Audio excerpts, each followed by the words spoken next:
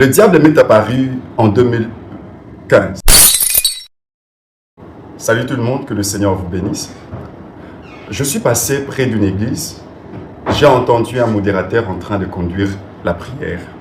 Détruire les hôtels du quartier, détruire les hôtels de ton avenue. J'ai vu les gens en train de prier. Mais ça m'a fait vraiment très mal de voir que le modérateur est en train de pousser les enfants à détruire les hôtels de leur quartier, les hôtels de quelqu'un qui n'a aucun fondement, quelqu'un qui n'a aucun niveau spirituel, mais on le pousse, on dit, va détruire les hôtels de l'avenue. Le diable m'est apparu personnellement à la maison. J'avais une assurance. Et je me suis dit, si le ange qui me protège a laissé le diable entrer chez moi, cela veut dire que le diable a été désarmé avant d'entrer. Et quand il est parti, je suis parti manger. Donc, je n'avais aucune frustration parce que je connaissais ce que je suis. Où se situe maintenant l'erreur? Quand on est en train de pousser les gens à détruire les hôtels sont de points de contact entre les humains et les esprits. Un lieu d'alliance. Les esprits traitent alliance avec des humains. Quand un enfant se met à détruire un hôtel dont il ne connaît la gravité, il ne connaît la valeur de sacrifice posé dessus, c'est un grand risque. Le diable qui n'a rien à voir avec toi, rien en toi, est moins dangereux que l'esprit qui opère dans votre hôtel et qui est en train de contrôler votre famille. Parce que l'esprit là travaille dans la légalité. Ce qui est facile de résister contre le diable, mais de perdre des batailles contre des esprits de famille dont le grand-père a légué toute sa descendance. Si tu veux commencer un combat spirituel contre les hôtels du quartier, contre les hôtels de la famille, tu dois premièrement te rassurer que tel que tu es là, tu as bien mangé. Et quand tu vas commencer à les provoquer, ils vont réagir.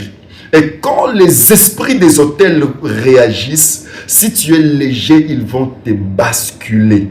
Ils vont te détruire. Raison pour laquelle vous verrez la plupart des gens, la vie n'avance pas. Pourquoi? Parce qu'on jette le feu. On pense que c'est le feu qui va les détruire. Mais des fois, le feu que nous jetons n'atteigne pas l'ennemi. Pourquoi? Parce que je vais vous expliquer. Quand tu es en train de combattre des géants, sache que les géants est géant par rapport à toi. C'est quoi la solution pour vaincre un géant? Au lieu de commencer par attaquer les esprits, commence par travailler ton esprit.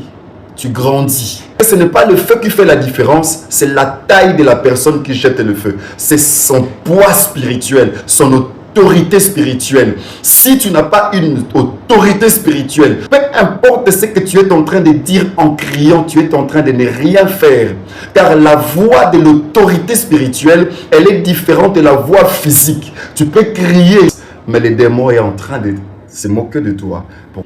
Avant de commencer à dire aux gens, jetez le feu sur l'autel de la famille, du quartier, rassurez-vous que ces gens ont grandi. Ils ont été nourris par la parole de Dieu.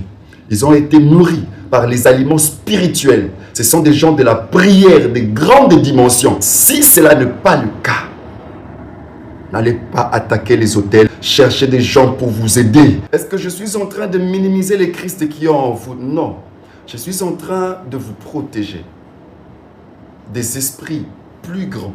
Vous savez, on peut avoir Christ en nous, mais Christ nous empêche de combattre certains esprits parce qu'il sait que nous ne sommes pas préparés. J'ai vu des gens perdre la vie à cause de combats spirituels. J'ai vu la vie des gens être détruite à cause de combats spirituels non préparés, à cause de délivrances. Vous voyez, les gens sont là, ils pensent que ce sont des blagues quand on dit des mots sorts, des mots sorts, des mots sorts. Il y a des répercussions. Ne soyez pas prompt à aller faire des délivrances, vous détruisez les vies. Je vais vous raconter une histoire de deux pasteurs. Il y avait deux pasteurs qui sont allés faire la délivrance dans une maison. L'esprit était en train de parler. Je suis en train de partir, mais j'ai retenu vos visages. Ils ont pensé que c'était de la blague. Quand ils sont rentrés à la maison, c'était vers 21h, 22h. L'un des pasteurs est rentré, sa femme a dit, je n'ouvre pas la porte parce que je ne sais pas d'où tu es venu. Alors la femme a fermé la porte, le pasteur a dormi à la belle étoile. Le matin, le pasteur s'est réveillé, il a tabassé sa femme. Lui, au moins, c'était bien. L'autre pasteur, quand il est arrivé à la maison après la délivrance, sa femme était déjà à la veillée à l'église. Alors, il a rencontré la petite sœur à sa femme. Elle est venue dans la chambre du pasteur. Ils sont tombés. Et au petit matin, la petite sœur de la femme du pasteur s'est réveillée. Elle s'est vue en tenue d'Adam sur les lits du pasteur. Et c'était un scandale. Le pasteur a violé la petite sœur à sa femme. Attention avec les choses de délivrance, les choses, c'est ne pas donner à tout le monde. Arrêtez de faire à tout le monde les délivrances. Tout le monde doit faire la délivrance. Avec ce style d'aujourd'hui, tout le monde doit imposer le main aux gens. Ça crée des problèmes dans les vies des gens. Avant d'attaquer les hôtels, avant d'attaquer les esprits dans la délivrance et consorts, rassurez-vous que vous avez mangé bien rassasié, que vous avez été nourri par la parole, que vous avez une taille élevée dans le monde spirituel pour commander aux esprits. N'envoyez pas les vies des gens à la destruction. Que Dieu vous bénisse.